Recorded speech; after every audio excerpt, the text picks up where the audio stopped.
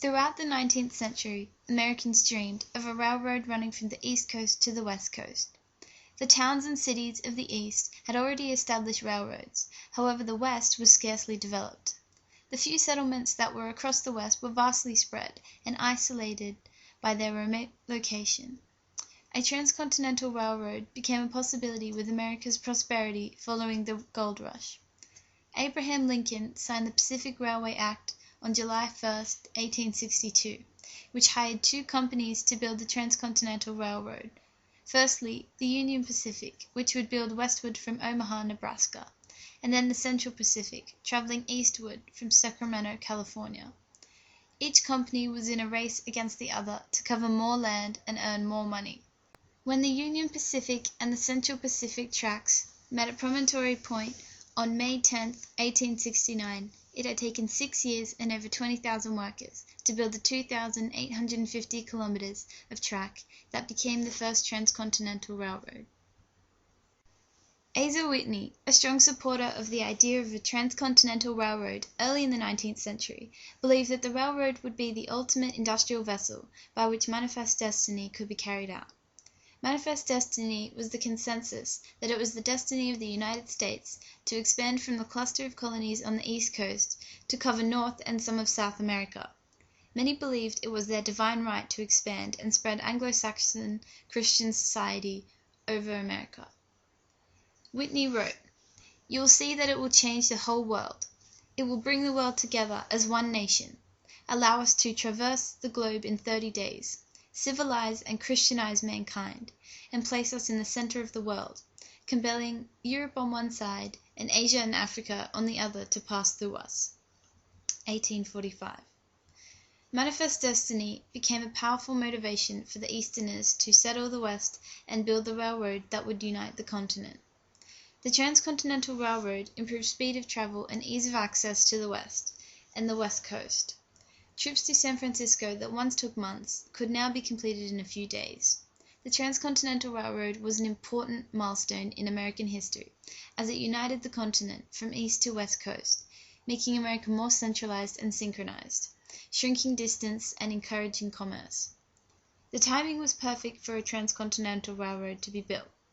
California had been won from Mexico in 1850, which meant the United States owned America from the Atlantic to the Pacific. The West Coast became a trade route with the East, but goods had to be shipped 28,000 kilometers around South America to reach the West Coast. Also, the nation was in the Civil War between the North and South, and so it was important for East and West to be united. The golden age of American railways began with the Transcontinental. This record-breaking development was produced much quicker and cheaper than any before, thanks to the recent technical advancements. After 30 years of planning, Congress passed the Pacific Railway Act of 1862 on July 1st. An act to aid in the construction of a railroad and telegraph line from the Missouri River to the Pacific coast, and to secure the government the use of the same for postal, military, and other purposes. Prior to construction, surveyors had to be sent out to mark the best route for the railroad. Traveling via foot or on horseback or horse wagons, they camped overnight and risked encounters with the Wild West mountain lions and rattlesnakes. Graders followed behind to clear the land for the railroad. This had to be done carefully, as trains of the time were incapable of making sharp turns or inclines greater than 2%. They could also not travel over major lakes or rivers. The westward traveling company, the Union Pacific, led by Dr. Thomas Clark Durant, founder of the Missouri Railroad. The Central Pacific, traveling eastwards, was led by 4 Sacramento shopkeepers, known as the Big Four: Crocker, Stanford, Huntington, and Leland. These companies had carriages that brought a blacksmith shop, carpentry store, feed store, saddler's shop, telegraph office, dining rooms, and kitchens, and fresh meat was available from a herd of cattle brought along in a boarding train. The Transcontinental Railroad was to bring many more conflicts between the Native Americans and the white settlers. The railroad was not the initial reason for the battles. However, it brought millions of settlers to the previously indigenous West during and after its construction. It was a significant push westwards for the white. rapidly dissolving the frontier. Within decades, the natives would be forced onto reservations as their sacred territories were taken and the natural resources diminished. The buffalo was a sacred animal to the American Indians of the Great Plains. They depended on and based their culture around the buffalo. They had already established 50 different uses for the buffalo for food and other supplies, as when they hunted the buffalo they were careful to leave no part of it wasted. As the plains were home to copious amounts of buffalo, they were the most crucial natural resource to the natives. Many of the nomadic plains tribes would follow the herds of buffalo, without which they would starve. When the white settlers came, they viewed the buffalo quite differently to the Indians. The Indians placed a cultural significance on the buffalo, hunting them in a sanctified manner, and only for the survival needs of the people. The whites slaughtered the buffalo as a means to make money or for sport. Buffalo hunting offered a new trade, where the newly built railroads could now transport the buffalo meat and robes to the booming eastern market. Frank H. Mayer, a buffalo hunter of the time, wrote in his book, The Buffalo Harvest, published in 1958, "The buffalo didn't belong to anybody. If you could kill them, what they brought was yours. They were walking gold pieces." There was approximately 50 million buffalo in the western plains before the railroad. Just 2 years after the railroad was built, 3 million buffalo were hunted by white settlers, and by the end of the 1870s, the buffalo population was less than 1,000. At first, the railroad companies hired gunmen to hunt the buffalo to feed the workers. As the population of white settlers grew, so did the buffalo trade, which, through its over-commercialization, brought the buffalo to the brink of extinction. The rapid expansion that the railroad encouraged in the West left disastrous consequences for the buffalo and the Native American Indians. The American Indians almost disappeared with the near extinction of the buffalo. By the 20th century, only 225,000 Indians had survived the deadly new diseases and more than 1,000 wars that came with the white settlers. The 28 different tribes that made up the Plains Indians had trade alliances where they respected each other's land rights and hunting grounds. As the Pacific Railroad Act granted each company right-of-way, the Indians and their land were disregarded. The American West was seen as empty, and land was free for the taking. The Central Pacific, traveling east, had a somewhat positive encounter with the Native Americans, which was aided by the workers' absence of firearms. They made a treaty with the Paiute tribe, offering all Paiutes free rides on the freight trains, with the Indians' word that they would take care of the railroad. The Union Pacific, however, experienced at times severe hostility with the Native Americans. A freight train was attacked at Plum Creek by a party of Sioux warriors, who scalped the engineer and injured many more workers before taking supplies from boxcars. Chief Red Cloud of the Sioux tribe won the Union Pacific while in Nebraska. "We do not want you here. You are scaring away the buffalo." However, the Indians had little power over the construction of the railroad. William Sherman said to the Indians, "We will build iron roads, and you cannot stop the locomotive." Soldiers were sent to protect the workers and the railroad against the Indian attacks. In these raids, telegraph lines were pulled down, trains were burned, and the tracks derailed, and many of the workers and Indians lost their lives in the battles.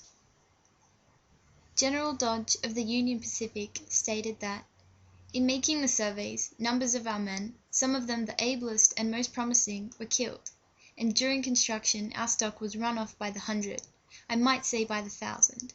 Our cars and stations and ranches burned. Graders and track layers, tie men and station builders had to sleep under guard, and have gone to their work with their picks and shovel and mechanical tools in one hand and their rifle in the other, and they often had to drop one to use the other." The Indians' attempt to prevent the white man's progression into the West were in vain, as the determination of the Union Pacific could not be shaken by the Indians.